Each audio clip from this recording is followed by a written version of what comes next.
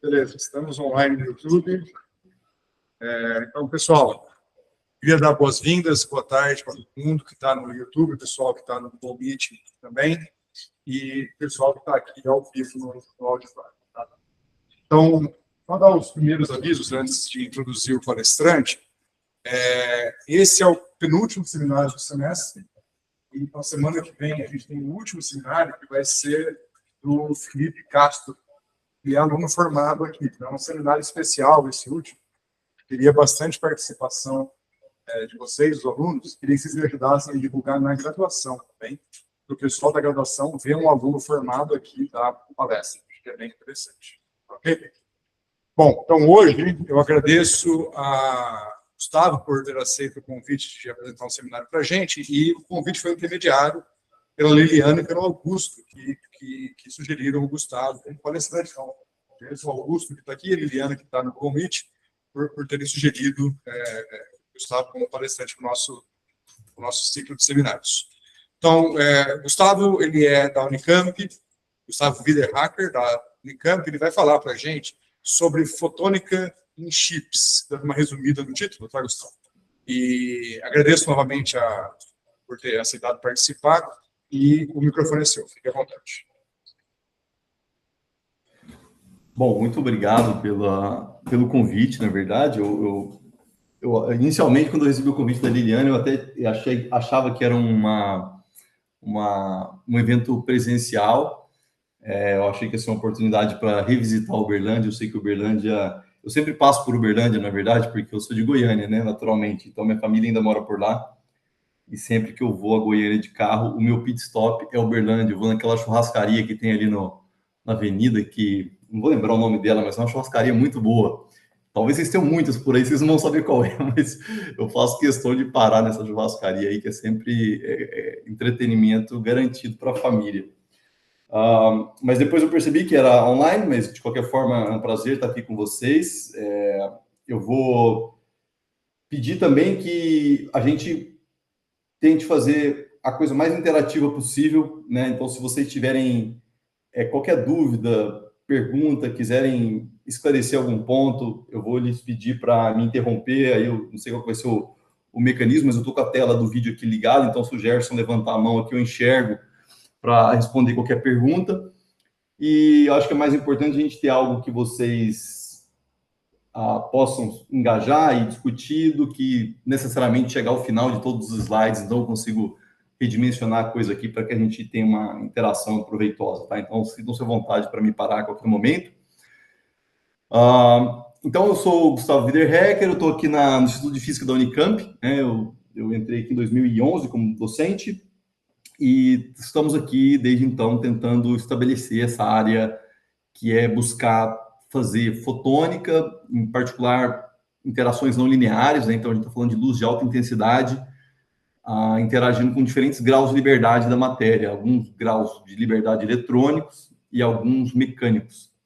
Então é basicamente esse tipo de coisa que eu quero dizer quando eu falo de controlando a interação entre luz, som, matéria, né? São os dois graus de liberdade aí, eletrônicos e mecânicos, e a gente faz tudo isso em microchips fotônicos. Então, essa imagem que está na tela aí é uma fotografia aqui do meu laboratório, tem uma barra de escala aí de 5 milímetros para vocês entenderem a escala. Deixa eu colocar minha canetinha laser aqui, só um minuto. Ok. Então, tem essa barra de escala, para vocês terem uma ideia de como esses chips são distribuídos aí. E aqui eu coloquei uma luz vermelha só para tirar essa foto, tá? Geralmente a luz que a gente usa no laboratório é infravermelho, região de telecomunicações, 1.500 nanômetros. Mas eu pedi para o estudante aqui, o Felipe, que tirou essa foto, para ele colocar justamente um laser que permitisse vocês visualizarem a trajetória que a luz faz aqui, né? Então, basicamente, você tem uma fibra ótica, ela está focalizando a luz na faceta desse chip. Esse chip tem, nesse caso aqui, definido um guia de onda, né, que é uma estrutura que confina a luz é guiada e faz essa curvinha S aqui e sai do chip e é coletada por uma outra fibra ótica. Então, toda a análise, a preparação do sinal, condicionamentos, medidas são feitas do lado de fora do chip. Mas no chip acontece toda a física que a gente projeta, que a gente desenvolve. Então, é mais ou menos esse tipo de experimento, né, de plataforma que a gente usa para fazer a ótica não linear aqui no Instituto de Física da Unicamp. Então, dá para ter uma ideia do que a gente vai ouvir falar hoje nos próximos slides. Então, para colocar em contexto, né, a gente está, claro, falando de luz guiada, né, luz guiada dentro de uma estrutura de elétrica, tipicamente, que tem baixas perdas, e o exemplo mais canônico disso é uma fibra ótica. Uma fibra ótica tipicamente tem um núcleo da ordem de 10 micrômetros, essa que chega na sua casa aí no serviço de provedor de internet de Uberlândia, e ela tem um diâmetro externo de 125 micrômetros, né, que é uma casca que protege a luz e serve para estabelecer também um degrau de índice de refração para guiar essa luz por reflexão interna total. O contraste de índice de refração que existe entre o núcleo e a casca, né, para que esse guiamento seja efetivo, é da ordem de 0,5%, tipicamente. Tá? Então, é uma variação muito pequena no índice de refração entre o índice de refração do núcleo e da casca, que é da ordem de 1,45, só para vocês terem uma ideia. Né? A luz viaja aí tem uma redução de 1/3 da sua velocidade no vácuo, quando ela se propaga nesse núcleo de fibra. E aqui ao lado eu coloco uma imagem de computador aqui ilustrando um guia de onda desses que eu mostrei na imagem da fotografia inicial. E basicamente a ideia é que você também tem um núcleo, que é basicamente um material com índice de refração mais alto. Ele está envolto num entorno com índice de refração mais baixo, para guiar a luz exatamente como uma fibra ótica guia. Tá? Então não tem nenhuma novidade aqui. Mas com uma diferença, que a gente trabalha com materiais que têm um índice de refração, né, o contraste mais importante de índice de refração entre a região do núcleo e a região da casca é muito grande. Então, por exemplo, a gente trabalha às vezes com silício, né, o silício abaixo do band gap, que ele é transparente, que é essa faixa de frequências que eu mencionei. Às vezes a gente trabalha com materiais como nitreto de silício, que é um material de elétrico também com alto índice de refração, da ordem de 2, e outros, neobato de lítio e coisas desse tipo. Então, o mais importante aqui é o contraste de índice de refração, que deixa de ser alguns %, né? E passa a ser da ordem de 1, até próximo de 2, dependendo do silício, por exemplo, você pode chegar a contraste de índice de refração de 2. Então, esse contraste é ordem de grandeza maior do que o contraste que você tem nas fibras óticas. E o resultado disso é que o limite de difração dessas estruturas, né, que é o comprimento de onda dividido pelo índice de refração, tipicamente, passa a ser bem menor. Então, você consegue confinar a luz numa escala espacial muito reduzida. E isso traz consigo diversos aspectos que eu queria destacar aqui. Tá? Então, antes disso, eu queria colocar em escala essas duas estruturas, para vocês terem, amplificar esse aspecto. E aqui está uma fibra ótica na mesma escala que aquele desenho que está do microchip à esquerda. E a razão das áreas, né, a área da fibra ótica dividido pela área do guia de onda, né, a área que a luz está distribuída no plano transverso, é um fator da ordem de 2 ordens de grandeza, tá? Fator da ordem de 200 ou 300.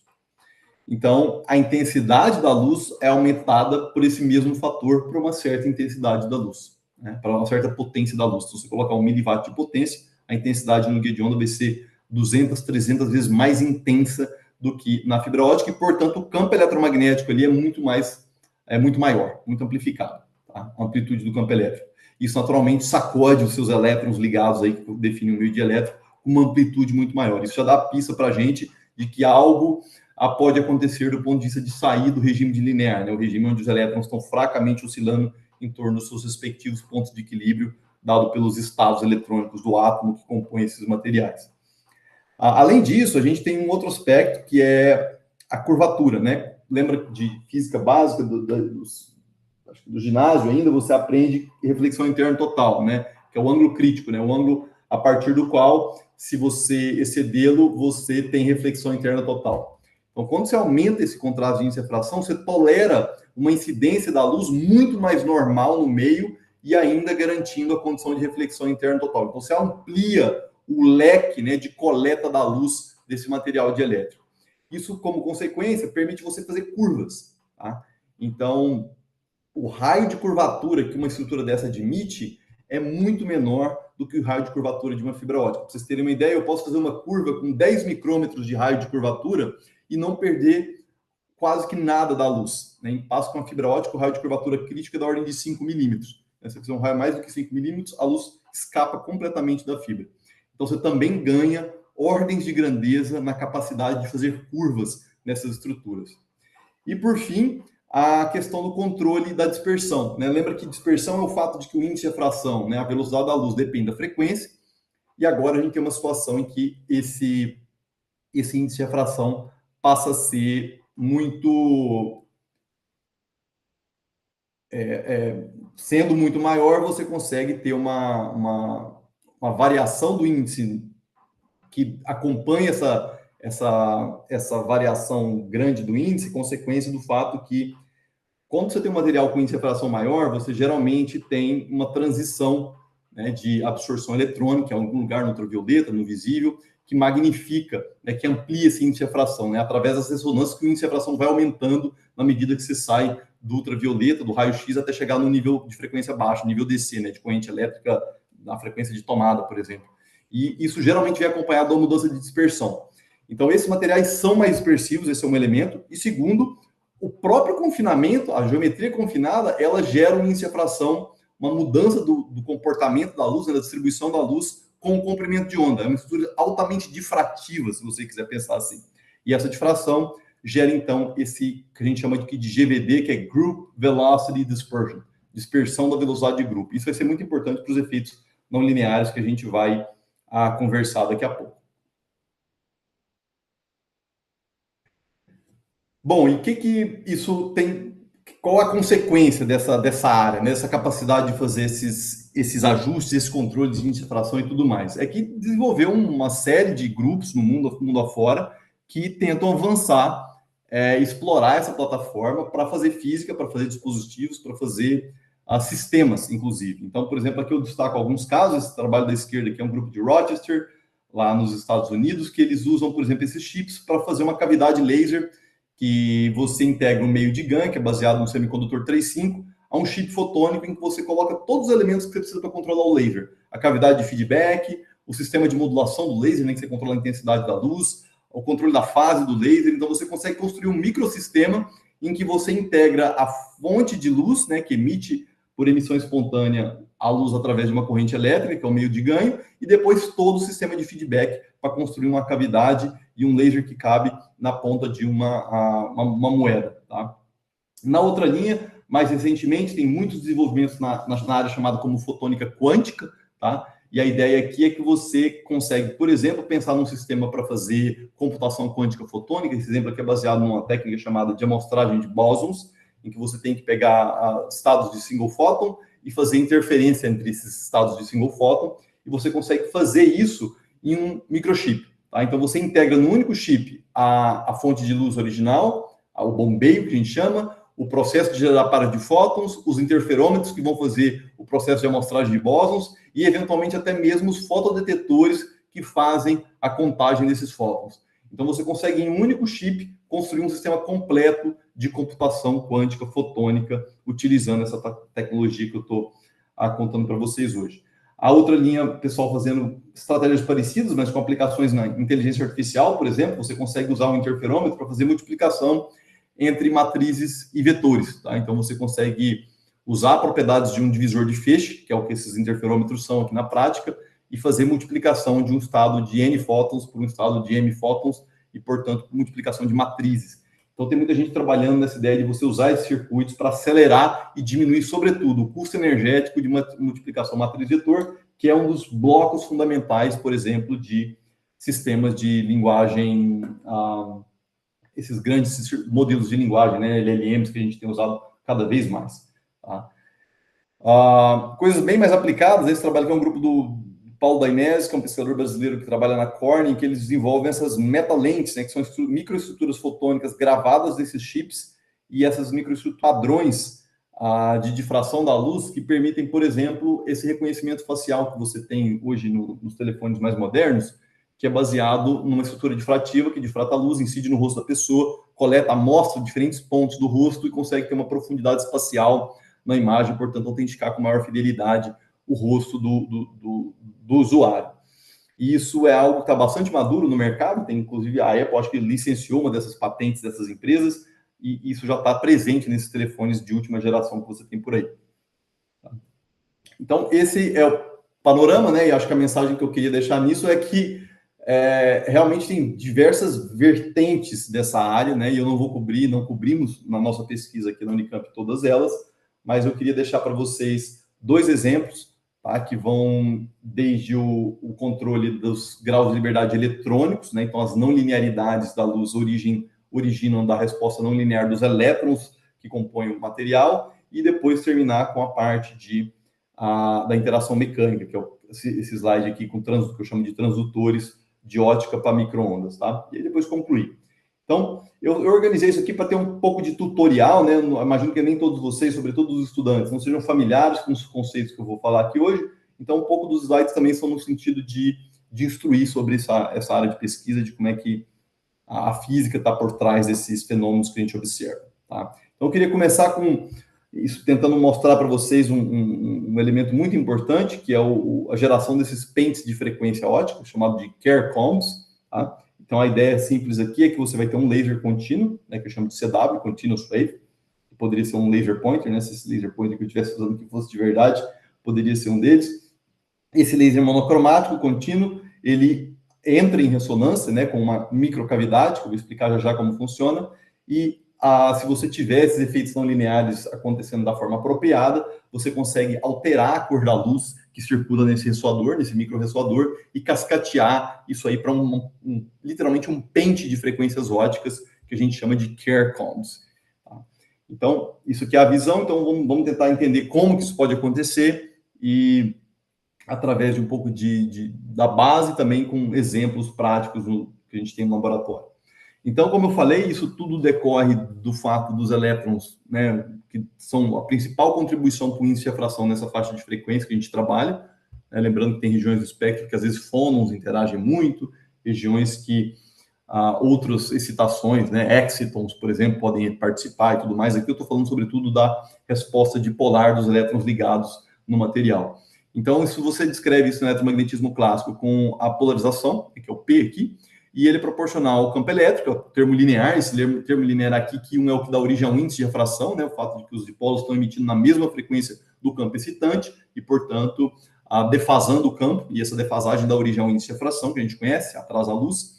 Você tem os efeitos de segunda ordem, que são quadráticos no campo, você tem efeitos de terceira ordem. E uma maneira que eu acho legal de ver isso é simplesmente pensar que, ora, meus elétrons estão num potencial harmônico, mas, naturalmente, se eu exceder a amplitude de movimento desses elétrons para uma região que o potencial deixa de ser harmônico, que naturalmente vai acontecer em algum momento, certo? Para qualquer potencial eletrônico que você quiser. E se você começar a experimentar essa região anarmônica do potencial, mesmo aplicando uma força, né, um drive harmônico, que é o campo, você tem uma polarização que não é harmônica. Ou seja, você gera distorções harmônicas na sua excitação. E, essencialmente, isso é ótica não linear. É você gerar essas distorções.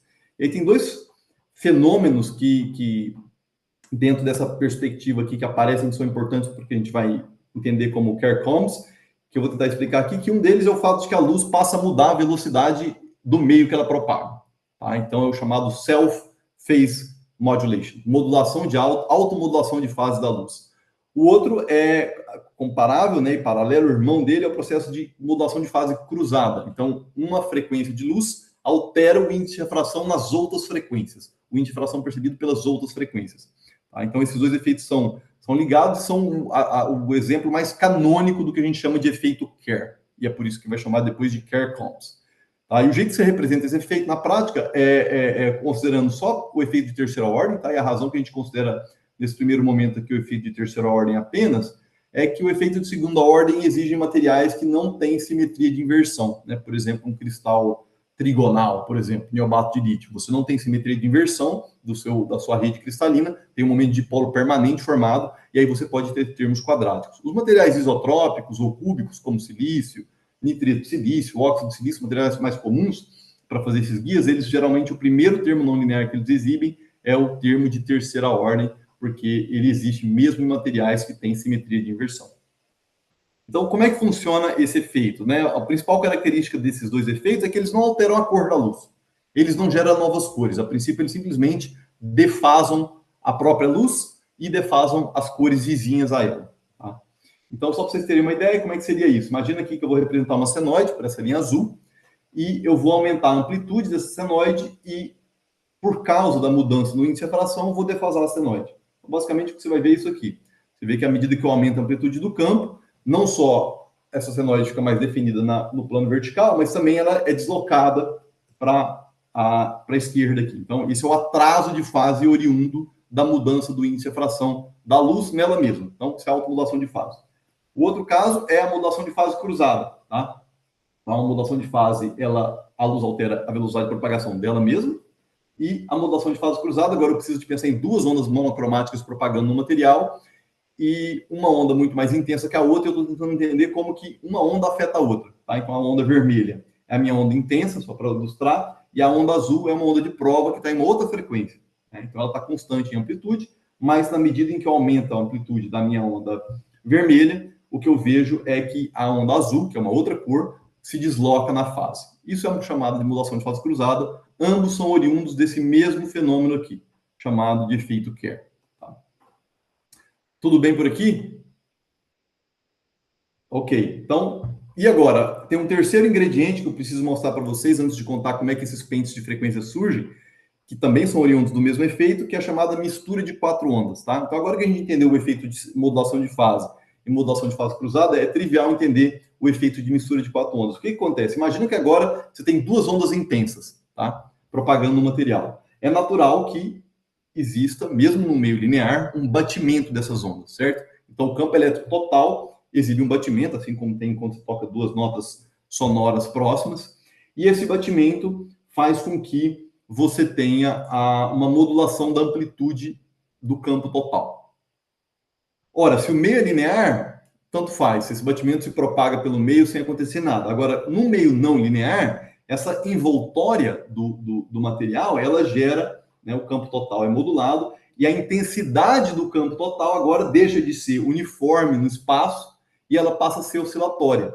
Ora, se o meio é não linear e a intensidade está viajando no espaço-tempo, o índice de refração passa a seguir esse mesmo padrão. Por quê? Porque o índice de refração é uma função da intensidade da luz. O que isso significa? Lembra quando você tem um meio modulado espacialmente? É um meio de Bragg, né, que a gente aprende lá em raio-x. O elétron se propagando por um sólido, ele encontra um potencial periódico, e o que acontece com o elétron? Ele é espalhado, né, chama de espalhamento de Bragg. Acontece a mesma coisa com os fótons aqui, tá? Então, agora, essa grade de índice de refração, ela é periódica. Se ela tivesse estática no espaço-tempo, ela simplesmente espalharia outra luz. Então, você já criou um processo que luz espalha luz, que não acontece no vácuo, né? No vácuo, luz cruza com luz, não acontece nada. Aqui não. Ao cruzar dois feixes de luz, agora eu crio uma modulação do índice de refração que pode espalhar um terceiro feixe de luz. Tá? Então, essa consequência do índice de refração não linear aqui que a gente discutiu. E, como consequência, agora o meu índice de refração vira uma função do espaço-tempo, porque é uma onda de propagação de batimento. Então, o meu meio, agora, ele não é apenas uma grade Bragg estática, como é a rede de átomos com elétron viajando na rede, ele é uma rede que está viajando no espaço-tempo. Isso carrega com si, além do espalhamento regular de Bragg, o efeito Doppler, né? Porque quando você tem luz espalhada por um espelho em movimento, por exemplo, você vê a luz refletida deslocada em frequência. Se o espelho está indo para longe de você, você vai ter um deslocamento para o vermelho, né, da luz refletida. Se o espelho está vindo na sua direção, você tem um deslocamento para o azul, né? Efeito Doppler, que a gente conhece bem da mecânica clássica também. Então, acontece a mesma coisa aqui. Você soma duas coisas, uma grade de Bragg, viabilizada pelo índice de refração, só que é uma grade de Bragg que viaja no espaço-tempo, então ela desloca em frequência. Então, a mistura de quatro ondas nada mais é do que você gerar essas grades modularem o índice de refração do material de forma espaço-temporal, e essa onda de espaço-temporal espalha a luz com deslocamento de frequência. Então, você entra com dois feixes de luz de cor A, B, e você pode gerar um outro feixe de luz numa cor C. Tá? Então, é por isso que chama de mistura de quatro ondas. Então, nesse caso aqui, diferente do efeito de self e cross-phase modulation, você tem também geração de frequências diferentes da frequência original. Tá?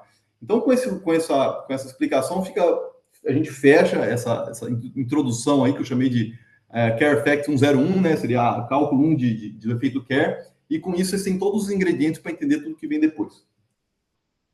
Então vamos lá. Só para deixar claro a questão das microcavidades. Eu sei que às vezes as pessoas que não são familiares, às vezes têm uma dificuldade de entender como que eu mapeio aquela ideia original de cavidade, por exemplo, um par de espelhos, né? Que está separado por uma certa distância, vai ter modos de oscilação do campo eletromagnético, que são consequências da interferência construtiva, né, do campo que é incidente aqui pela esquerda e sofre múltiplas reflexões. Toda vez que existe um número inteiro de comprimentos de onda, né, da luz nessa cavidade, a gente chama que encontramos uma ressonância dessa cavidade e geralmente isso se manifesta com um pico no espectro de reflexão ou de transmissão da cavidade. Tá? Não é diferente com esses anéis que eu vou mostrar para vocês, tá? Então, aquele microanel que eu mostrei como ilustração pictórica, ele segue a mesma ideia, só que aqui o acoplamento é um pouco diferente. O meu espelho, o que faz papel do espelho, geralmente é um campo evanescente que acontece aqui nessa região, onde o meu guia de onda, meu canal de excitação, né? Meu, em inglês o pessoal gosta de chamar de bus waveguide, né? O guia ônibus, que leva o feixe de luz à cavidade. Ele acopla evanescentemente com o anel, e cada vez que a luz dá uma volta aqui, parte da luz é transmitida, parte da luz volta para a cavidade. Então, esse acoplador, ele faz o papel de espelho, o papel de beam splitter que o Fabry-Perot tem, tá? E o resultado disso é que você tem uma situação de ressonância análoga ao que você tem no Fabry-Perot, só que aqui o número inteiro de comprimentos de ondas tem que casar uma volta completa na minha cavidade. Mas na prática, o efeito, a magnificação do campo devido à ressonância, todos os efeitos comuns que você tem em uma cavidade tipo Fabry-Perot acontecem também nesse tipo de ressoador. Então, eu fiz essa animaçãozinha só para vocês terem uma visão clara de como que a ressonância desses anéis se manifesta. Então, imagina que eu estou entrando com luz aqui, uma luz monocromática, cor azul, e eu tenho um microanel aqui. E eu acertei, eu estou próximo da minha ressonância. Quando eu estou próximo da ressonância, eu excito esse modo, né, esse autoestado da minha cavidade, e esse autoestado cabe um número inteiro de comprimentos de onda dentro desse anel. Então, se eu varrer a frequência da luz excedente, olha o que vai acontecer. Eu vou me aproximar da ressonância. Quando eu chego exatamente na ressonância, eu tenho o máximo de energia armazenada na cavidade e, como consequência, eu recirculo esse fóton ali dentro múltiplas vezes. Então, lembra que eu falei para vocês que era importante ter curvaturas pequenas, né? Então, aqueles índices de refração altos nos materiais me permitem agora fazer cavidades cujo diâmetro é extremamente pequeno. Cavidades de 1 micrômetro ou 2, 3 micrômetros de diâmetro já foram demonstradas na literatura, tá? E tipicamente isso vai variar entre 5, 2, 3 micrômetros até 100, 200, 300 micrômetros, dependendo da aplicação que você deseja. O que é que muda de um caso para o outro? O intervalo espectral livre, ou seja, a distância em frequência entre dois modos consecutivos da minha cavidade. Quanto maior a cavidade, menor o intervalo espectral livre, a separação entre dois modos. Tá? E você vê aqui também uma coisa importante nessa animação, que é o efeito da fase, né? Você vê que a fase da luz, a diferença de fase nesse ponto aqui é nula, de forma que tem uma interferência π, né? Então, a diferença de fase π que dá interferência destrutiva para a onda que é transmitida. Por isso, quando você olha para a luz que sai do guia de onda, não sai luz nenhuma, porque toda a energia está armazenada na cavidade e sendo dissipada através dela. Tudo bem por aqui? Alguma dúvida? Ok. Beleza, então vamos lá. Agora acabou a parte fácil, vamos para os resultados, assim vai ficando mais complicado. Então, se vocês entenderam até aqui, vocês vão seguir perfeitamente o que vem depois. Então, volto aqui para a minha imagem. Já está claro o que significa isso aqui. Eu tenho um laser, eu tenho uma cavidade, que vocês sabem como funciona agora, e através daqueles dois efeitos que eu mencionei, modulações de fase, SPM, XPM e mistura de quatro ondas, o FWM, eu vou ter esse processo de formação de pentes. Como é que isso parece na vida real, né? Vamos parar de desenho e vamos mostrar imagens reais desses dispositivos. Tem vários tipos de dispositivos que têm a mesma universalidade que eu acabei de descrever. Você pode ter anéis na forma de toroides, que é esse caso aqui. Você pode ter anéis formados, usinados num bloco de material, aqui é um material cristalino, fluido de magnésio, então você coloca ele literalmente num torno e usina esse material. Você pode fazer isso com microfabricação, que é o que a gente faz aqui no Unicamp, nitrito de silício. Você pode fazer com microesferas de sílica, que a gente também faz aqui no Unicamp, e outros materiais. Mas todos esses dispositivos, eles podem ser descritos daquela universalidade que eu acabei de falar. Eles são não lineares, eles exibem os efeitos de mistura de quatro ondas e modulação de fase, e eles são cavidades, eles permitem você construir cavidades ressoantes com alguma forma geométrica, geralmente nesse formato de anel ou de circular. Tá? Ok, então, eu queria trazer agora um efeito que eu não mencionei até o momento, da dispersão da velocidade de grupo na cavidade. Lembra que eu falei que o índice de refração não é constante? Então, essa ideia de que a cada número inteiro de comprimento de onda você tem uma ressonância, isso é sempre verdade. O que acontece é que o comprimento de onda depende do índice de refração do material.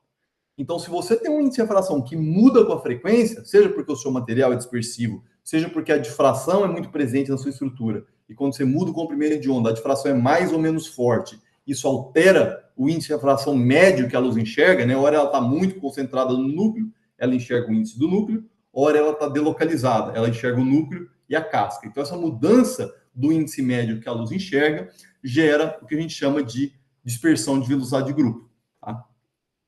Tem duas maneiras de descrever. Uma maneira geral de descrever isso é escrever que a frequência da cavidade depende do número inteiro, M, então você vai indexar aqueles modos, 1 nó, 2 nós, 3 nós, N nós, N comprimentos inteiros, números inteiros de comprimento de onda que cabem na cavidade, é isso que esse μ representa. Ele vai ter um termo linear, que é o que acontece quando você não tem dispersão, que a gente dá o nome de FSR, que é o Free Spectral Range, intervalo espectral livre, vezes o número inteiro. Então, isso aqui seria um grid igualmente despassado, porque μ é uma constante, é um número inteiro. Quando eu adiciono um termo quadrático nessa expressão, eu permito a correção dessa expressão e mapear agora efeitos que são que destoam, né, essa grade linear equidistante por uma correção que a gente chama de dispersão de velocidade de grupo. Tá? Então, essa contribuição não linear da régua de frequências que eu tenho aqui, geralmente é chamada de dispersão residual, e o pessoal usa esse subscrito int para descrevê-lo, tá? Mas só para dizer que tudo que é quadrático aqui eu vou chamar de dispersão residual. Como é que isso se manifesta se eu medisse o espectro da minha cavidade? Ora, se a minha cavidade tiver dispersão normal, significa que esse parâmetro D é negativo, tá? Esse D2 é um número negativo, quer dizer que essa régua vai ficando mais encolhida na medida que eu aumento o número azimutal, que é o índice μ inteiro aqui. Então, você vê que a distância entre dois modos vai ficando cada vez mais apertadinho, tá? Isso a gente chama de dispersão normal, tá? O FSR, ele diminui com a frequência. O caso de dispersão anômala, tá? É o caso em que D2 é positivo, e aí acontece ao contrário, a distância entre dois modos consecutivos vai ficando cada vez maior. Então é importante lembrar disso, porque agora eu vou mostrar para vocês como aqueles efeitos que eu expliquei de mistura de quatro ondas são balanceados ou podem ser balanceados por esse efeito de dispersão. Então, por exemplo, se eu colocar um laser intenso, que eu estou representando pela essa setinha aqui preta no meio, na minha cavidade, então acertei um modo e bombeei meu laser, aumentei a intensidade dele. O processo de mistura de quatro ondas vai gerar transferência de energia, que está representado por essa região vermelha, é um ganho para outras frequências, para frequências adjacentes. Tá? Então, o processo de mistura de quatro ondas naturalmente requer conservação de energia. Né? Como tudo na física, esse processo de gerar um fóton, espalhar um fóton para outra frequência, ele naturalmente conserva de energia.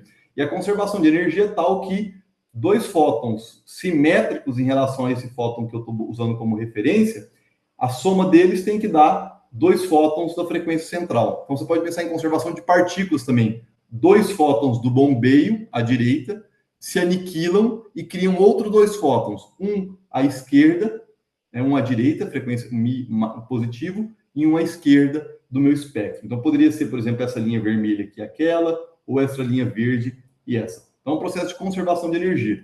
Agora, o que eu sei? Eu sei que a minha cavidade tem uma certa relação de dispersão, ou seja, eu sei como que ômega depende de μ. Então, quando eu substituo isso aqui nessa dependência, se eu não tivesse termos não lineares, eu ia obter simplesmente, né, como μ aqui é positivo, o termo linear cancela com esse μ negativo. Fica mais μ, menos μ, dá zero. Sobra apenas o quê? O termo quadrático. Só que lembra, na presença de alta intensidade, não é só isso que existe. Existe modulação de fase cruzada. Então, esse laser intenso, ele desloca a frequência que esses outros dois fótons, que esses pares de fótons percebem. Então, meu sistema é não linear. Então, a frequência que aquele fóton seria gerado, ela é deslocada. Isso viola a conservação de energia.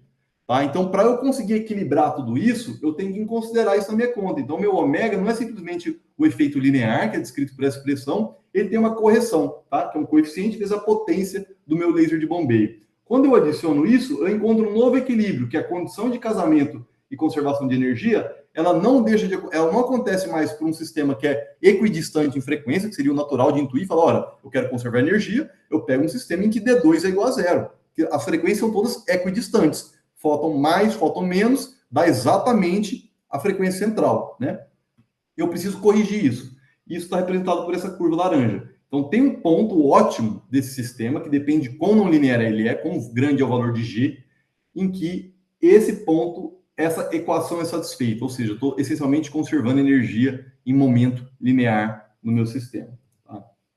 Então, eu vou mostrar para vocês aqui uma animação que representa isso. Então, imagina lá a minha cavidade, eu tenho vários modos, eu estou bombeando no modo central, que eu chamei de zero, tá? E na medida que eu aumento a potência, eu vou incluir agora na minha animação o efeito da automodulação de fase e fase cruzada. E embaixo, eu vou mostrar para vocês o ganho do processo de phase mixing, ou seja, quantos pares de fótons por segundo estão sendo gerados nesses diversos modos laterais da minha cavidade. Olha só o que acontece. À medida que eu aumento a potência, essa curva que é proporcional à potência, então vou fazer de novo aqui para vocês verem, ela, então, naturalmente, ela vai crescendo até uma hora que ela atende o ponto em que esse modo vermelho aqui e aquele, esse conjunto de fótons, tem a condição de conservação de energia casada. Tá? Então, o que acontece do lado direito aqui, se você acompanhar, é essencialmente os modos se deslocando, só que o modo do bombeio se desloca numa taxa diferente dos demais fótons. Por quê? Porque a modulação de fase cruzada é mais eficiente que a automodulação de fase. Isso é um detalhe técnico, mas sai das equações de Maxwell, tem um fator 2. Um é 2 vezes mais intenso que o outro. Resultado, você consegue casar a fase desses fótons para uma dispersão finita. Né? Você precisa ter esse degradê, esse destoamento de uma régua linear para que você consiga casar fases num processo não linear. Então, voltando para o começo do meu seminário, você precisa controlar a dispersão de velocidade de grupo, utilizando a geometria, por exemplo, do seu material, do seu guia de onda, para que você consiga magnificar ou otimizar esses efeitos aqui. Ok, uma vez que você fez isso, o que vai acontecer? Se o meu ganho, a taxa de geração de fótons, aqui e aqui, for grande o suficiente, ou seja, maior, por exemplo, que as taxas de perda desses fótons, que eles estão sendo espalhados, absorvidos, né? Tem todo tipo de processo de dissipação desses fótons. Mas se eu estou gerando mais fótons do que eu estou perdendo, eu tenho uma condição de ganho líquido, né? Ganho maior que perda. Quando o ganho é maior que a perda, gente, o sistema oscila. Então, é como se eu estivesse gerando, nesse conjunto de pares de fótons, 2 lasers independentes. Então, eu entrei com um laser, bombeei esse sistema acima desse limiar de ganho maior que perda nessas duas frequências vizinhas, isso me gera um processo de oscilação análogo a um laser nesses 2 pares de fótons. E depois esse processo cascateia. Esses 2 fótons agora ficam grandes, né, a população grande de fótons, estado coerente, esse estado coerente começa a bombear outros modos, e esse processo segue adiante até que você popula todo o espectro de modos que a sua cavidade exibe. A descrição matemática disso, não é tão importante vocês entenderem a equação aqui, mas só lembrar que é uma equação que descreve essa propagação não linear. O que está embutido nela? Tudo que eu acabei de falar. Dispersão de velocidade de grupo, esse termo azul, tá? Via a derivada segunda do tempo, do campo. O efeito Kerr, o fato que o campo é proporcional ao campo ao quadrado, tá? Então a amplitude do campo ela altera com esse módulo ao quadrado do campo, que é a intensidade da luz. Você tem um termo de perda, né, e um termo de dessintonia, que a gente chama de detuning, que tem a ver com qual a distância entre o meu laser de bomba, né, o meu laser de excitação, em relação a uma das ressonâncias. Quanto mais próximo esse laser está da ressonância, mais forte ele excita a ressonância. E a amplitude do próprio laser, que é o que a gente coloca aqui como drive. Tá? Então, dá para resolver essa equação aqui numericamente, é uma equação de Luggiato-Lefebvre, para os curiosos. Eu, ao invés de descrever a física complexa que surge aqui, eu vou mostrar para vocês uma animação que resume tudo o que acontece tipicamente no laboratório. Tá? Isso aqui é uma simulação numérica, a Laís Fuji, que me cedeu esse arquivo MP4 aqui, como fazia doutorado aqui comigo. Laís hoje está com uma posição em Chalmers, na Suécia.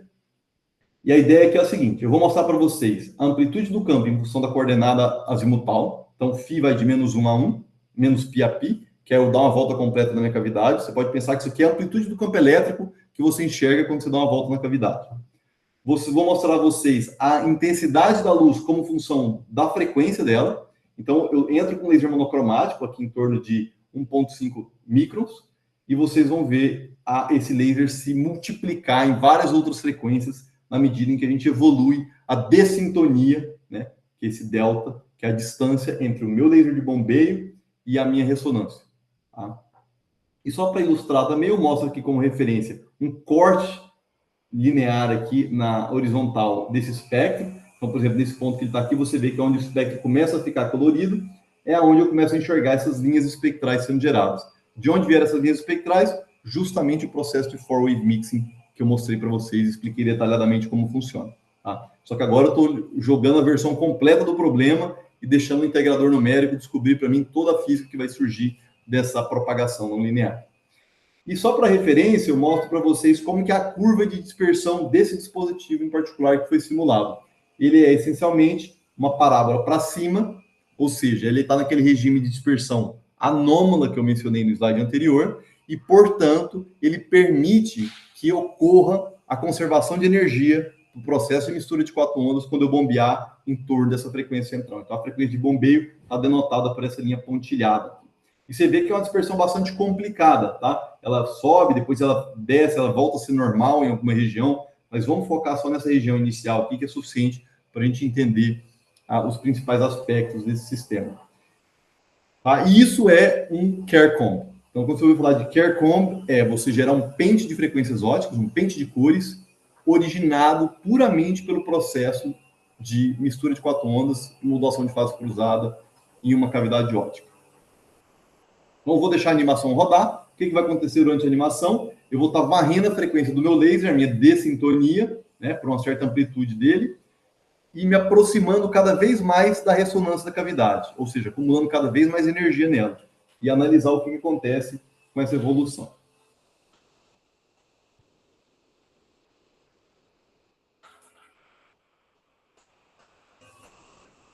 Então, vou parar o vídeo por aqui. O que eu fiz? Eu dessintonizei meu laser de uma região fora da ressonância até começar a entrar em ressonância. O que eu vejo do campo elétrico? Ele começa a exibir essas oscilações.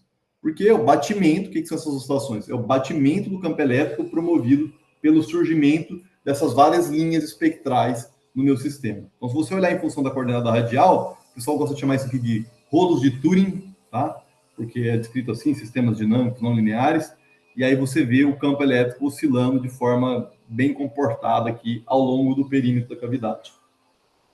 Vale lembrar que a semente desses fótons, o único fóton que eu coloco no sistema aqui é o fóton do bombeio, o campo coerente que excita o meu bombeio. Fala, poxa, mas se não tem fótons nos demais modos, como é que esse processo cascateia? Como é que esse processo de mistura de 4 ondas mistura se os fótons nos outros modos não existiam? Aí entra o aspecto quântico desses pentes, é que a semente de campo eletromagnético que popula esses outros modos da minha cavidade é o vácuo quântico. Então, eles não estão desocupados, eles estão ocupados com uma variância, né, uma energia associada, um meio de H/ω, né? Então, tem uma amplitude de campo associada com valor médio nulo, mas com a variância finita. É o vácuo quântico que dá a semente para o processo de mistura de 4 ondas. Então, tem um certo regime que você pode explorar isso aqui também, no regime que a gente chama de regime quântico, em que você não está olhando para campos coerentes, mas sim olhando para esses fótons individuais que são gerados em cada um desses modos através do processo de flutuação do vácuo. Mas vamos lá. Então, aqui eu estou no regime que eu já gerei várias frequências em torno da minha frequência central, tá? Então, você vê que o bombeio estava aqui e eu tenho quase aqui, sei lá, 10, 20, 30% da minha frequência original foi gerada, foi populada por processo de mistura de 4 ondas. Se eu continuar girando, continuar aproximando meu laser, eu chego numa região que vocês percebem aqui, ela é estritamente caótica, tá? É um sistema de muitos graus de liberdade. Note que meu espectro foi completamente tomado por campo eletromagnético. Então, se eu der um zoom aqui, eu vou ver que cada uma dessas, não é um contínuo isso aqui, é um conjunto discreto de linha, cada uma dessas linhas ocupa o campo eletromagnético de um modo da minha cavidade ressoante. Então, isso aqui é um regime com 200, 300 osciladores harmônicos, se você pensar assim, acoplados, interagindo entre si. E isso é extremamente sensível a condições iniciais e pode se mostrar que, de fato, se comporta como um sistema caótico. Se eu continuar aumentando, diminuindo a dessintonia, né, entre o meu laser e a cavidade, vai aumentando a energia armazenada e, por incrível que pareça, embora eu esteja aumentando a energia armazenada, eu chego num regime em que eu volto a ter ordem no meu sistema, tá? E esse regime de ordem é um regime em que esse caos deixa de existir e eu começo a ter uma coerência, né, uma relação de fase bem definida entre todos esses osciladores harmônicos que estão populando a minha cavidade. E nesse regime, claro, é uma composição de Fourier. Se eu tenho vários osciladores harmônicos em fase oscilando, eles estão emitindo energia eletromagnética e começam a formar pulsos de luz, tá? Então, esse é um regime que a gente chama de moléculas solitônicas, porque você tem vários pulsos formados e os pulsos estão interagindo entre si. E se eu continuo seguindo, eventualmente é possível chegar num regime bem especial, que é chamado de regime de solitons únicos, em que você tem um único pulso propagando dentro da sua cavidade. Aí é um pulso que tem uma forma de secante hiperbólica, tem algumas características, como, por exemplo, ele propaga-se sem se dispersar no meio, porque ele é justamente um equilíbrio entre o efeito dispersivo e o efeito não linear. E você pode usar isso, por exemplo, para fazer a metrologia ótica, né? Você tem agora um pente de frequência que tem mais de 1/8, note que você tem um espectro que cobre mais de 1/8 da frequência da luz, ou seja, ele vai de 1 micron até 2 microns. Então, tem o dobro da frequência contida no espectro. Isso é de fundamental importância, por exemplo, para fazer metrologia de frequência. Tá? É uma aplicação. A outra aplicação é a espectroscopia, né? Você consegue fazer espectroscopia de gases justamente na região do infravermelho, que é onde a maioria das moléculas, por exemplo, de gás de efeito estufa e tudo mais, deixam suas assinaturas de absorção de vibração. Tá? Então, esse aqui é um preâmbulo longo, mas eu acho que mostra, eu coloquei dessa forma justamente para ser um tutorial sobre o que é esse efeito não linear. Então, agora eu vou mostrar duas situações de laboratório, de experimentos que a gente faz aqui.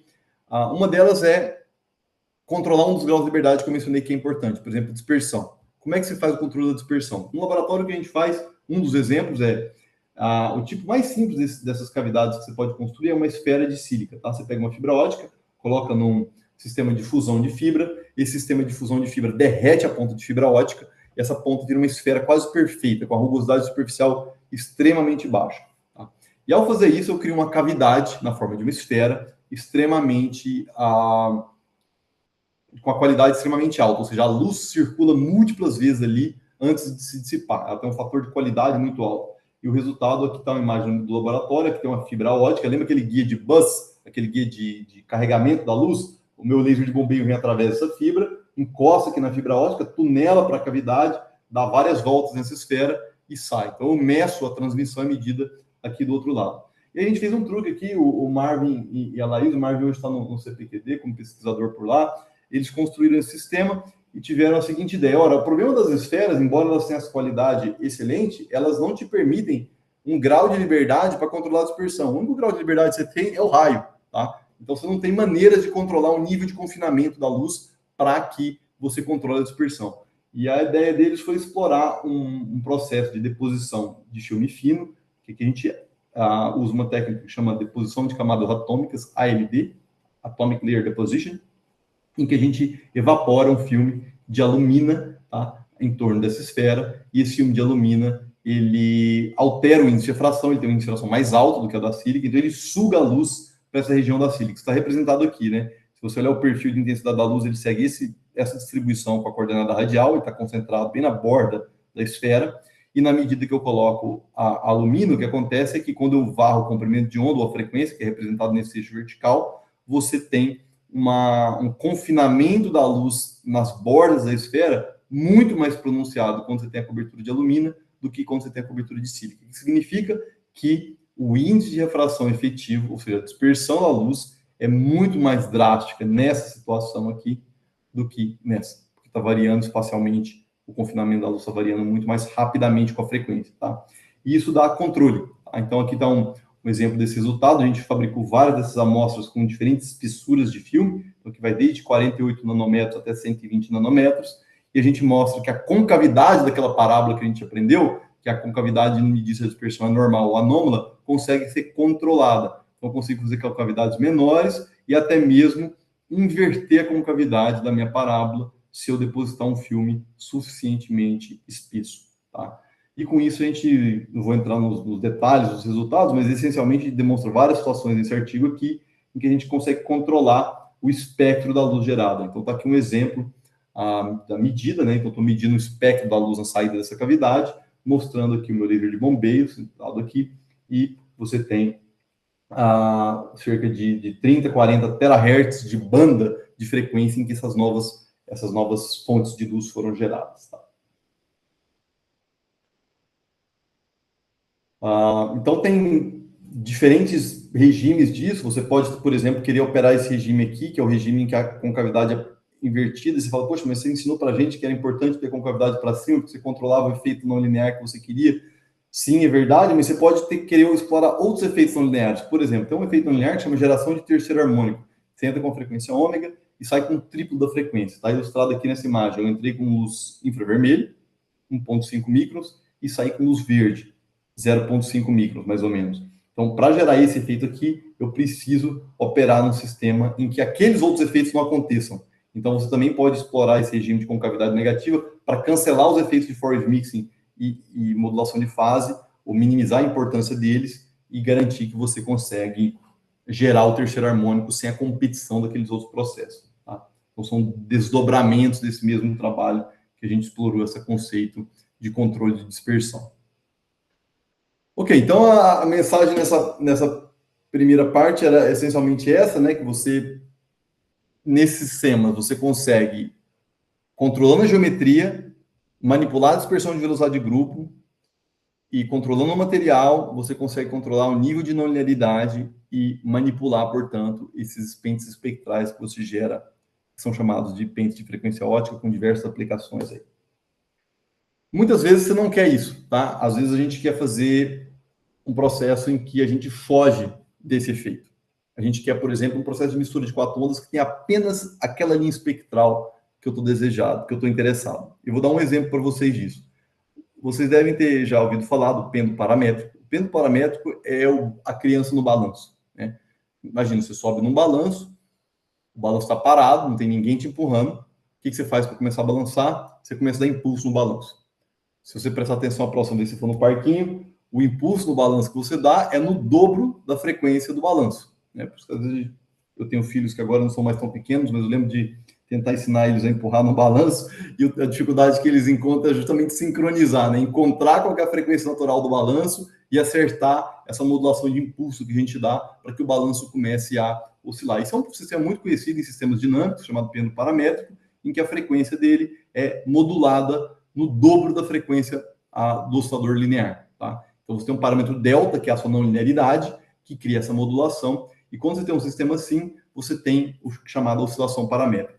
Se você equacionar isso aqui no modo equações de Newton para esse problema, momento e posição, o que você vai aprender é que esse tipo de acoplamento, na hora que você escreve a amplitude a gente chama isso de quadraturas do sistema, né, que é a coordenada de posição e a coordenada de momento, ou as variáveis canônicas, se você for um cara de mecânica clássica, se você escrever a evolução lenta das variáveis canônicas, ou seja, estou olhando como se fossem os fasores, né, da minha coordenada de posição e da minha coordenada de momento, e tentar entender qual é a dinâmica desse x e desse p, você vai ver que ele segue uma dinâmica de osciladores acoplados, mas que em que x ponto está acoplado com p, e p ponto, né, que é a derivada temporal, está acoplada com x. Esse tipo de sistema, gente, esse acoplamento de quadraturas, ele gera uma coisa que é amplificação sensível à fase. O que significa? Que eu posso ter o sistema, dependendo da fase entre a minha modulação e a minha oscilação, né, quando que é x de t e p de t, se eu modulo essa fase, eu mudo o regime em que a energia é transferida ou para a quadratura de momento ou para a quadratura de posição. Então, se você representar isso aqui num diagrama de fase, o que você vai ver é, dependendo da fase, você consegue realizar o que a gente chama de compressão de quadratura, em que a energia é transferida mais com a quadratura ao favor da compressão da outra, da redução da energia na outra. Em mecânica quântica, em ótica quântica em particular, esse fenômeno é chamado de squeezing, tá? Squeezing da luz. Então, a origem clássica dele é essa, que você está acoplando as duas quadraturas e, como consequência, o seu ganho depende da relação de fase entre o meu drive, meu bombeio, e a oscilação do meu sinal em si. Tá? E o ganho só acontece positivo para algumas dessas quadraturas deslocadas geralmente de π. Tá?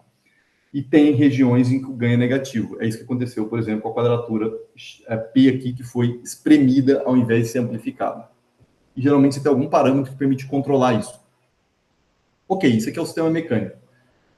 Como que aquele sistema que eu acabei de escrever resulta nisso? Então, os sistemas com Q2, que eu não discuti aqui, mas eles sofrem exatamente o mesmo tipo a mesma classe de fenômenos de mistura de ondas que acontecem em Q3, com algumas sutilezas de diferença, mas você também pode ter mistura de ondas com meios não lineares quadráticos e com meios cúbicos. Eu vou focar no caso dos meios cúbicos, mas o que acontece aqui é que se você agora colocar aquelas 4 ondas para interagir num regime muito particular, que é o regime onde 2 ondas são injetadas no sistema, 2 bombeios, e eles não são degenerados, ou seja, eles ocupam frequências ligeiramente distintas. E esses 2 bombeios podem se misturar, por mistura de 4 ondas, e gerar 2 pares de fótons degenerados. Ou seja, aqueles 2 pares de fótons que eu ilustrei anteriormente, agora eles vão ser gerados entre os meus 2 lasers, numa região central, em que eles têm exatamente a mesma frequência. Eu não vou entrar na equação, na matemática disso, mas você pode mostrar que a evolução espacial desses campos segue exatamente uma equação parecida com aquela de x e p que eu acabei de mostrar, em que o sinal se acopla ao conjugado dele, né? Aqui é o conjugado complexo, número operador de trocar o sinal da componente imaginária do meu número. Esse tipo de equação é exatamente análoga à que eu mostrei anteriormente. Você está acoplando o P com P estrela, o X com X estrela, o X com P, P com X, ou AS com a sua variável conjugada. Então, esse tipo de acoplamento gera exatamente aquele processo sensível à fase e, portanto, permite que eu faça o que a gente chamou de squeezing, né? Ali naquela explicação anterior. Então, o que vai acontecer? Vai ter um limiar, porque, como eu falei, isso aqui está dentro de uma cavidade, então esses fótons estão sendo gerados nessa frequência central, e eles estão comprimindo uma das quadraturas, então você começa com um vácuo quântico ali, você começa a jogar fótons ali, degenerados, esses fótons geram uma compressão de quadratura, então abaixo do limiar, ou seja, antes do ganho desses fótons superarem as perdas, você tem squeezing, isso tem diversas aplicações em ótica quântica, né? Metrologia, boson sampling e outras coisas. E quando você atinge um limiar, ou seja, a taxa de fótons é maior do que a perda, esse sistema oscila. E aí você deixa de ter esse estado comprimido e passa estado de vácuo comprimido e passa a ter um estado coerente. Só que esse estado coerente ele é um estado binário. Em que sentido? Que na hora que ele oscila, gente, ele oscila ou com uma fase ou com outra. Por quê? São os dois únicos estados de fase que têm ganho grande o suficiente para superar as perdas. Quais são eles? Essa região vermelha, ou aquela, ou a próxima, ou a próxima. Isso é periódico, naturalmente. E a diferença de fase é π. Então, por isso que esses dois estados coerentes que estão vendo ser formados aqui no diagrama de Glauber, um está no eixo real e o outro está deslocado de π dele, rodado de π. Tá? Que são justamente esse estado aqui ou aquele estado ali. Tá? Isso é um efeito muito importante em ótica quântica. Tá? Então, a gente quer, de alguma forma, isolar esse efeito no nosso experimento. Como é que a gente vai fazer isso? Eu vou usar aqueles microanéis, mas como eu lhes mostrei, um microanel sozinho é um problema, porque ele tem vários modos. Então, quando eu coloco esse processo de mistura de 4 ondas, eu começo a gerar não só luz no modo central, mas em todos os demais modos do sistema, e vira aquela bagunça daquele pente de frequência que eu mostrei para vocês. Então, como é que a gente contorna isso? Qual a maneira de contornar esse efeito? Perdão interromper, cara, só para avisar tempo, mais uns 5 minutos, 7 minutos, acho que você consegue terminar? Sim, eu vou focar nessa parte aqui, a gente depois vai para o encerramento. Então, aqui a gente construiu esse sistema de cavidades acopladas, tá? E essas cavidades acopladas acabam gerando supermodos, né? Uma hibridização, como se fossem átomos acoplados. E esses supermodos têm frequências diferentes. Então, quando a gente faz isso, a gente quebra aquela régua ser linearmente espaçada e vira uma régua que eu posso moldar ao meu bel prazer. Então, a gente consegue controlar isso simplesmente controlando a distância dos meus ressoadores. Então, o que a gente fez aqui foi essa estratégia. Então, agora, em vez de ter uma única curva de dispersão para cada um dos supermodos, né, para cada um dos autoestados do meu ressoador, eu tenho 3 autoestados, que são combinações lineares desses supermodos, e para cada um deles eu tenho uma curva de dispersão dedicada. Tá? Então, quando eu faço isso, essencialmente eu isolo um tripleto de estados óticos, tripleto de osciladores harmônicos, que estão separados por uma frequência da ordem de 10 GHz, 20 GHz, acessível com uma faixa de radiofrequência, e isolo eles dos meus outros modos do campo óptico. Então, eu consigo criar uma situação em que eu tenho os meus 3 pares de fótons para interagir e gerar o processo paramétrico aqui no modo central e, portanto, evitar aquela competição complicada que eu mostrei anteriormente. Aqui é uma foto do dispositivo, aqui estão as microcavidades, aqui são controladores de temperatura que atuam para acertar cada uma das ressonâncias na posição exata que ela precisa estar. E aí, com isso, eu consigo eliminar aquele processo que eu mencionei anteriormente. Então, a ideia é essa aqui. Você tem, ao invés de ter uma competição entre os vários modos, eu tenho agora só esses 3 modos para interagir e, portanto, para isolar o processo paramétrico que me permite fazer squeezing de quadratura ou oscilação de estado binário de fase. Então, para a gente fechar isso, eu vou só mostrar o experimento que foi feito, só para vocês terem uma ideia de como é que é no laboratório. Então, eu estou medindo o espectro da luz transmitida.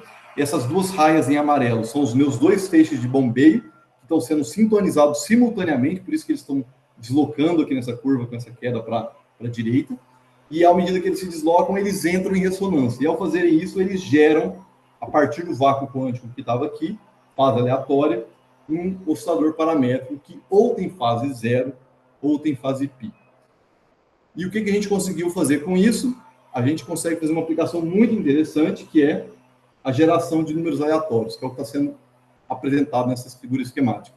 Então, na saída desse meu feixe, eu agora vou construir uma sequência de números aleatórios que são genuinamente quânticos, ou seja, a semente do processo que define se a fase é 0 ou π é o vácuo quântico.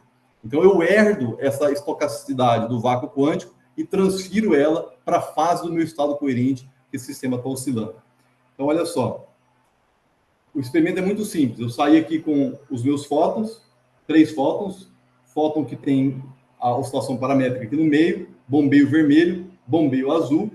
Esses detalhes aqui são apenas técnicos, mas o que eu faço aqui essencialmente é separar meus bombeios, jogo meu bombeio fora espectralmente, filtro eles fora. E aí, como é que eu faço aquela fase se transformar num número aleatório? Ora, eu faço o meu sistema ser pulsado. Então, eu gero uma sequência desses eventos. Então, eu gero uma oscilação paramétrica, apago o laser, ligo de novo, ligo de novo, ligo de novo. Só que eu faço isso milhões de vezes por segundo. E aí, o que isso significa? Que o meu bombeio é um trem de pulsos. Então, se eu olhar o que está saindo aqui do meu sinal, a frequência do sinal verde, eu tenho um trem de pulsos. Vocês veem, não tem nada de aleatório aqui. É um trem de pulsos perfeitamente uniforme.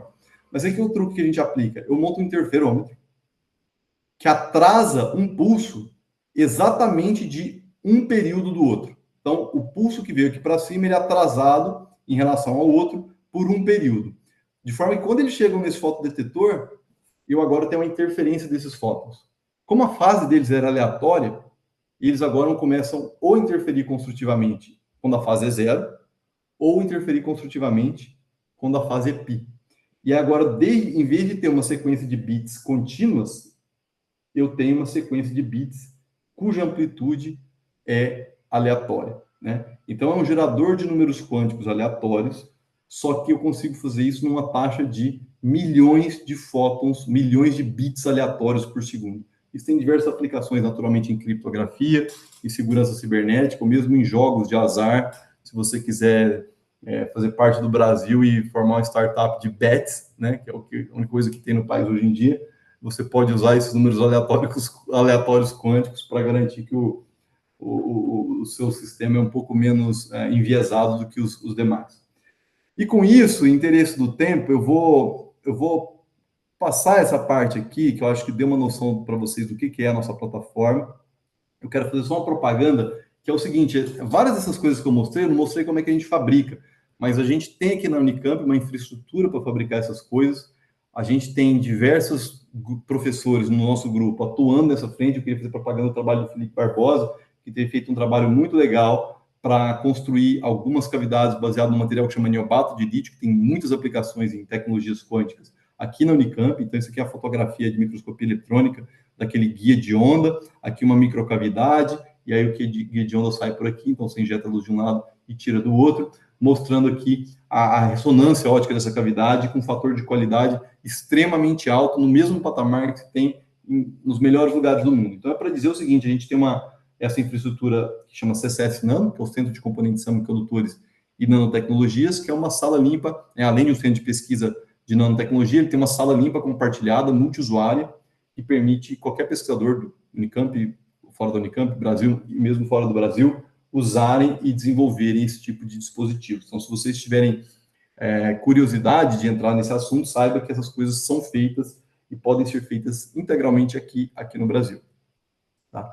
Então, eu vou aqui para o meu slide de conclusão. Eu não passei muito nessa parte de optomecânica, né? Não deu tempo de chegar aqui, mas basicamente a ideia é essa: a gente usar esse confinamento da luz para gerar efeitos não lineares. Esses efeitos não lineares podem ter aplicações clássicas, como pente de frequência, como eu mostrei, ou ter aplicações quânticas, como, por exemplo, a geração de números aleatórios, cuja a estocasticidade do vácuo quântico é herdada e é transferida para a fase do meu oscilador. Né?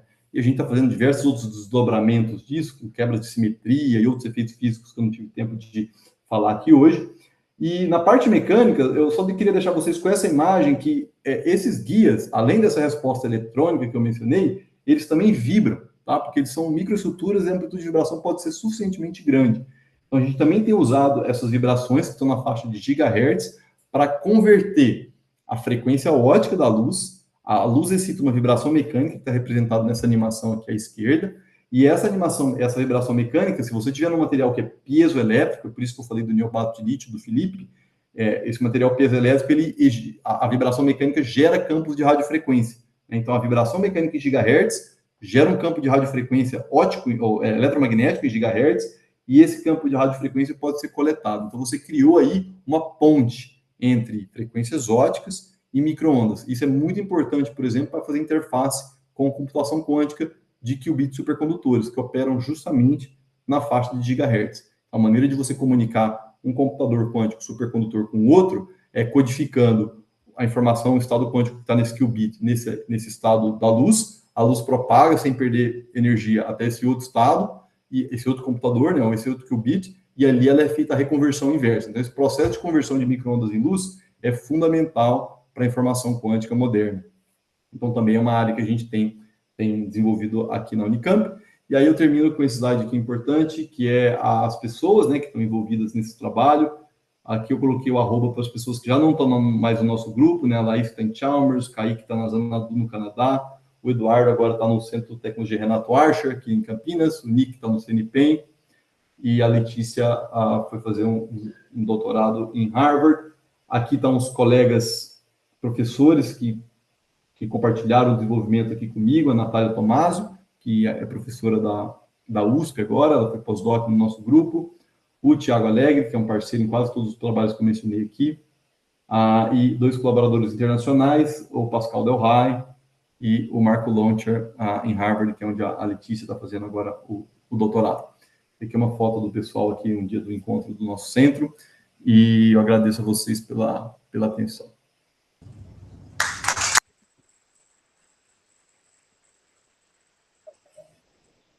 Tá, muito obrigado pela palestra, bastante interessante. Eu abro para perguntas tanto da audiência quanto online. Se alguém tiver pergunta online, no YouTube escreve que eu leio, e no Google Meet abre o microfone, levanta a mão se precisar. Ok? Audiência, perguntas? Gabriel? Fala alto, você de ouve.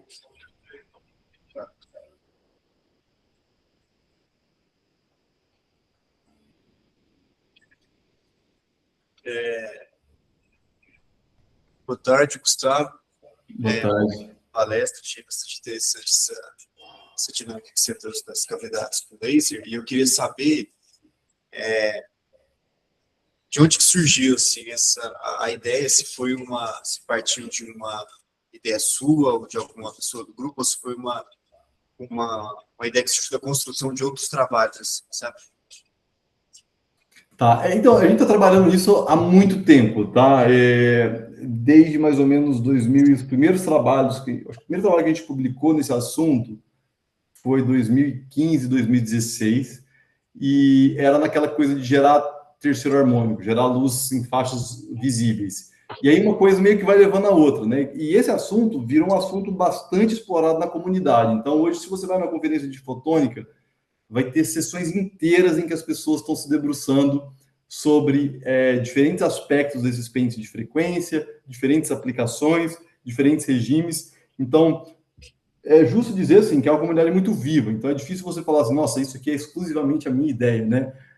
Claro, a gente encontra nichos, né, ou arestas que não são explorados ainda, por exemplo, a questão da molécula fotônica foi uma ideia que a Laís teve lá no doutorado, depois a Natália pegou e foi responsável por fazer o projeto dos chips, desenvolver, fazer teoria e tudo mais, e foi um aspecto bastante novo, né, de você começar a acoplar cavidades, agora não é mais só um grau de liberdade, são vários, e você tentar usar isso para manipular espectralmente o seu sistema. Então, algumas ideias são mais disruptivas, outras são incrementos, né, que a gente encontra no trabalho. Fala, pô, isso aqui dá para melhorar, dá para fazer aquilo, mas a gente já está há bastante tempo trabalhando nesse assunto, então acaba que uma coisa vai levando a outra, né? Acho que não tem muito mais. É difícil identificar quando que a ideia surgiu, porque você pode ver também os alunos envolvidos nesse slide aqui, são vários alunos que se envolveram, às vezes mais de uma geração de alunos, né, ou pós-docs, então acaba que a coisa vai se desdobrar, ela ganha vida própria, eu digo, né? Você cria um momento e depois a coisa vai se desdobrando. Então a gente está nesse regime hoje.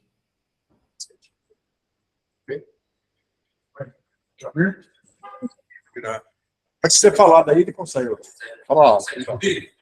Consigo. Obrigado pela apresentação, excelente apresentação, gostei bastante. Achei bastante interessante a parte dos QCOMs. E a minha pergunta é relacionada a isso. O que acontece se o teu material do pressionador agora tiver I2 diferente de zero? Só para eu entender, que 2 perto de zero? Diferente. Diferente de zero. É uma ótima pergunta. Esse é o assunto mais quente de qualquer conferência de fotônica integrada hoje. Eu mostrei esse slide aqui, não foi à toa. Esse material aqui é um material que tem o Q2 diferente de zero. E você pode pensar em teoria de perturbação, que quanto mais baixa a ordem perturbativa, mais forte ela é. Então, quando você tem Q2 é ordem de grandeza mais intenso do que Q3. Tá? Então, um sistema como esse aqui, que é neobato de lítio, ele é dominado por Q2, embora você também consiga observar efeitos de Q3. O Kerr-Combe é um efeito exclusivamente de Q3, mas você consegue fazer, por exemplo, geração de segundo harmônico. Então, ele gera o dobro da frequência. Então, uma coisa que está sendo muito explorada agora com esses sistemas, e se você pegar, sei lá, esse ano deve ter tido 2, 3 papers na Nature desse assunto, que é você gera um pente de frequência, vou dar um exemplo. Você gera um pente de frequência, que é uma consequência de Q3, em neobato de lítio, e você usa o Q2 para copiar esse pente para a região do visível. Então, você gera, na verdade, 2 pentes. Um no lugar onde você colocou energia, que você bombeou de fato, e o efeito do Q2 é multiplicar esse pente, dobrar a frequência dele, e aí você termina com uma situação espectral que você tem luz sendo gerada desde 350 nanômetros até 2, 3 microns. Então, você gera um pente de frequência que tem 3, 4 oitavas de largura espectral. Tá? Então, essa é um exemplo de coisas que você consegue fazer com Q2. Vai. Continuando nos QCOMs, quão sensível à temperatura ele é? Eu imagino que se você aumentar a temperatura, provavelmente as frequências devem deslocar, né? Isso aí é controlável, por exemplo? É uma ótima pergunta. Quão estáveis eles são, né? A temperatura, assim como o efeito Kerr, ela muda o índice de refração, né? E ela muda substancialmente, não é desprezível. Então, se você esquentar o seu chip, a gente, na verdade, faz todos esses experimentos com o Peltier, né, que é um elemento termoelétrico que permite a gente controlar a temperatura do chip. E, às vezes, a gente usa essa temperatura justamente para jogar essas ressonâncias para algum lugar que não estava anteriormente. Então, isso pode ser lido de 2 formas. Como um mecanismo de controle, a temperatura pode ser usada como mecanismo de controle, esse é o viés positivo da perspectiva, mas também tem um viés negativo, que é a instabilidade. Então, numa operação normal, você tipicamente, se você quiser tempo de duração desses combos muito longo, e eles podem ficar 2, 3 horas no laboratório ininterruptamente ligados, mas você precisa travar a frequência do laser. Tá? Então, muitas vezes, você tem um mecanismo de feedback, que não está mostrado dentro do chip, que ele é externo do chip, que é você ler um parâmetro do comb e reinjeta isso no seu laser de excitação para garantir que a dessintonia é preservada, mesmo que a cavidade como um todo se desloque em frequência, que é uma consequência natural da mudança de temperatura. Então, sim, elas são sensíveis à temperatura e o efeito geral não é mudar a separação, em primeira ordem não muda a separação do pente, mas desloca as frequências do pente ou reduz a intensidade dele. Mais perguntas? Gustavo, eu tenho duas perguntas. A primeira, o Jalmir quase roubou a minha pergunta. Em relação ao Q2 também, como você falou, quando o material tem Q2, ele costuma ser muito mais intenso que o Q3 por causa de perturbação. Mas é possível fazer engenharia de materiais para manipular essa intensidade relativa. Então, tem um conceito que eu estou estudando, para saber se vocês têm interesse nesse tipo de coisa, por exemplo, que é um conceito de quase simetria, onde você constrói materiais que ele quebra a simetria de inversão, mas, digamos, quebra pouco, conceitualmente. Então, se ele quebra pouco, o Q2 não é tão grande. Você tem interesse nesse tipo de manipulação de intensidade relativa? Sim, eu acho que é um excelente ponto. Eu acho que primeiro, assim, essa questão de engenharia de materiais para isso é um assunto muito quente, tá? Então, tem duas vertentes. O pessoal de materiais moles, poliméricos, né, em que você faz design de cadeias poliméricas para mudar o valor desses quis. E em cadeias poliméricas, você geralmente precisa de algum processo que eles chamam de, em inglês, a palavra é pooling. O pessoal em português traduz para polagem, mas, no fundo, é induzir um momento de dipolo permanente que é orientado na mesma direção no material todo, porque molécula orgânica, naturalmente, a roda de síntese geralmente passa por uma etapa líquida, né? E é comum que a transição de fase de solidificação não é a mesma transição de fase do dipolo. Então, você solidifica o material e você tem um desordenamento dos dipolos. Então, geralmente tem um processo de reorientar esses dipolos, que geralmente envolve você passar pela transição de solidificação do polímero com um campo elétrico ligado muito forte. E aí você consegue manter a orientação. Então, essa é uma vertente, polímeros, tá? E aí você tem que sintonizar Q2, Q3, tem muitos trabalhos nessa frente. É um assunto com bastante aplicação. O outro é de material sólido, né? Mesmo esses materiais aqui, que dentro do material Q2 é zero, na superfície, Gerson, você tem uma quebra de simetria. Então, não é incomum você ver efeitos de Q2 fracos em materiais que só tem Q3. E a causa deles é o campo elétrico na superfície. Então, vem a importância também da gente confinar a luz numa escala em que o campo elétrico é muito intenso na superfície do material. Uma linha dessa frente é materiais bidimensionais. Então, eu tenho um trabalho nessa linha aqui, a gente está fazendo essas coisas de comp também com materiais bidimensionais, que a gente coloca um material tipo um dicalcogeneto de metal de transição, né? MOS2, WSE2, enfim, esses materiais 2D, e aí você usa a nonlinearidade do material 2D, e alguns têm Q2, outros não, para fazer esse tipo de coisa. E tem alguns, por exemplo, o MOS2, se você colocar uma camada, ele tem Q2. 2 camadas, ele não tem Q2. 3 camadas, número ímpar de camadas, ele tem Q2. Número par de camadas, ele não tem Q2. Então, ele fica alternando entre essas fases. Aí, nesse ponto que você falou, eu me lembrei de um material que também está super em alto, que chama BTO, titanato de bário. O titanato de bário é um material ferroelétrico que está na crista da onda, porque ele tem Q2 200 vezes mais alto que o niobato de lítio, por exemplo. Então, ele é extremamente polar, né? E aí ele tem essa situação, porque as transições de fase dele são em temperatura ambiente. Então, dependendo do tratamento da amostra, mesmo na situação que você expõe a amostra, você tem regiões do domínio que a fase é virada para um lado e para o outro, e, claro, se termina com esse monte de interface de domínios. Então, eu acho interessante se você trabalha nisso, mas se você tem O desafio que eu sempre converso com as pessoas de materiais é o seguinte: tá, tem um aspecto teórico, tudo bem, mas na hora que você vai para o aspecto experimental, é possível evaporar filmes, produzir filmes finos desse material? Então, para a gente aproveitar dessa tecnologia de fotônica integrada, né, e fabricar coisas como essa que estão na tela aqui, você precisa de ter um filme fino do material. Então, isso é uma premissa, né? Então, muitas vezes tem materiais que o pessoal não consegue produzir filmes finos, ou na hora que você produz filme fino, você perde as propriedades que você outrora tinha no processo de síntese do material. E aí vira um desafio, né? Então, se você atender esses dois critérios, eu acho que essas transições aí, essas interfaces onde ele é talvez quase simétrico, elas possam ser, vamos chamar assim, testemunhadas pela proporção de efeitos de segunda ordem e de terceira ordem que você tem no material. E, claro, são materiais óticos, então o material precisa ser transparente. Porque os materiais mais não lineares do mundo são os metais.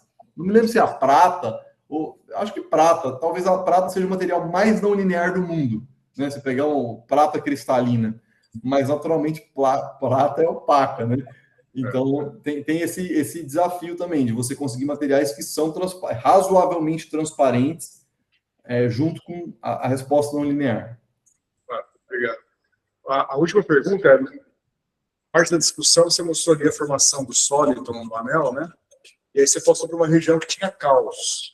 A parte do sólido não está clara. Na região que tem caos, tem aplicação do caos? Tem algumas pessoas que buscam aplicações desse caos, mas não são aplicações que eu diria diferente de coisas que já foram feitas com outros sistemas que geram caos. Então eu diria o seguinte: você montar um oscilador de Shua no seu protoboard, eu não acho que o caos do Shua é muito pior do que o caos que você gera aqui, por exemplo. Então, embora tenha vários papers que mostram a utilização desse caos, às vezes gerador de entropia, às vezes inclusive geração de número aleatório, mas eu acho que perde no sentido de que esse caos não demonstrou nenhuma sutileza que vale a pena, né? É um caos caro, né? Você precisa de um laser, de uma cavidade. Então, nesse sentido, eu acho que não tem muito resultado que diferencia o caos que a gente gera aqui, que pode gerar aqui, do caos que é gerado em outros sistemas físicos mais simples. Ok, entendi. Pessoal, mais alguma pergunta? Não? Vamos agradecer novamente, Gustavo. Obrigado. Muito bem. Com vocês. Só vou encerrar aqui a gravação e fazer mais uma pergunta.